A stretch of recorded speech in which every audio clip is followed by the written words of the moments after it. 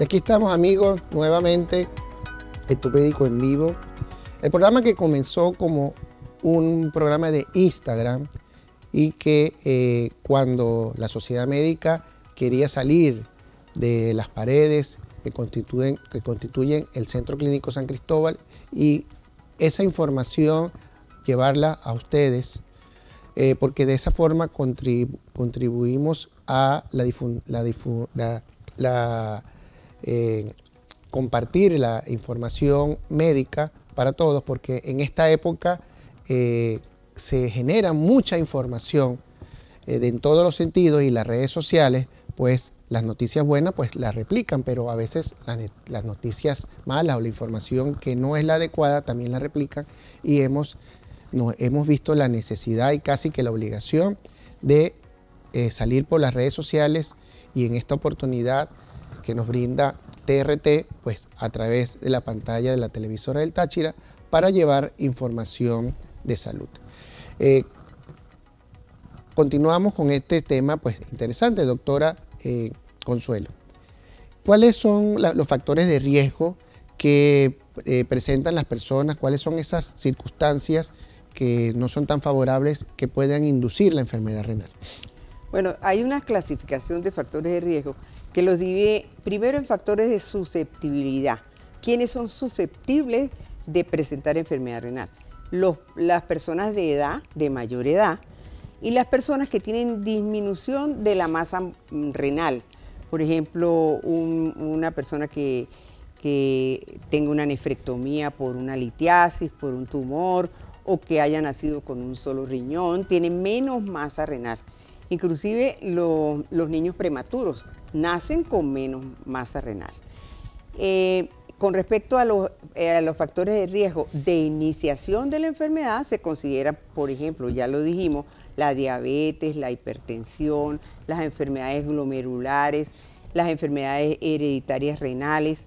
Esos son los factores de iniciación. Y los factores de progresión es cuando esas pacientes no se controlan. Tienen proteinurias que no se tratan, hipertensión arterial maltratada, diabetes maltratada. Ahí progresa la enfermedad rápidamente.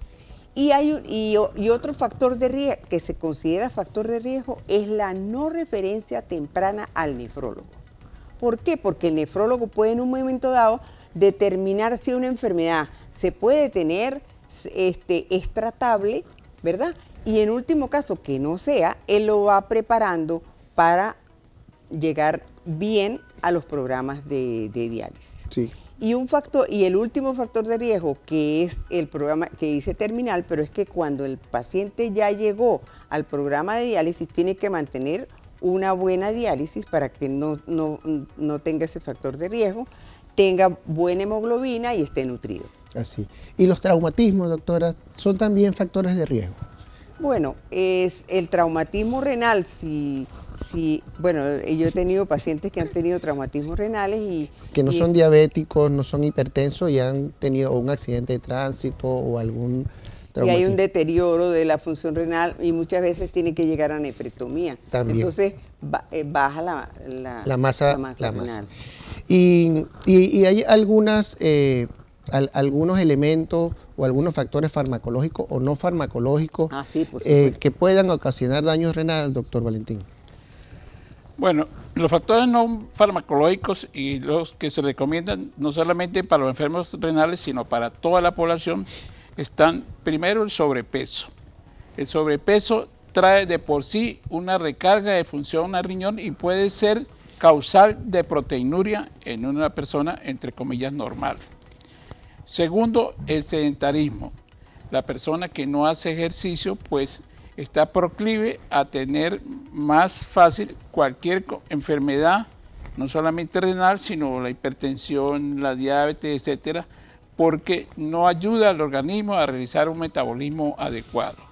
Tercero, costumbres o malos hábitos como el cigarrillo. El cigarrillo es el enemigo prácticamente número 1 porque produce unas lesiones vasculares importantes, severas, difusas, y que por supuesto contribuyen, en el caso del enfermo renal, pues a acentuar la enfermedad renal. Otro sería el alcohol, el exceso de consumo de alcohol también. La dieta es muy importante. Yo particularmente le recomiendo a todo el mundo, después de los 50 años, usted debe comportarse como diabético y como hipertenso, en el sentido de que debe tener una dieta baja en hidratos de carbonos y los dulces como tales los domingos y días de fiesta, porque para evitar el riesgo de una diabetes. Igualmente el hipertenso puede hacer como hipertenso con una dieta simple de sal. Ya se sabe de que las dietas altas en sal son proclives a producir hipertensión arterial. Entonces es mejor tener bajo. Y un elemento básico, fundamental, el líquido. La ingesta de líquido que llega a producir una diuresis en 24 horas de alrededor de 1,5 litros, que más o menos pues, es lo que se debe ingerir de líquido fuera de las comidas en las 24 horas. ¿Por qué? Porque eso hace que el riñón trabaje cómodamente, no tenga que esforzarse.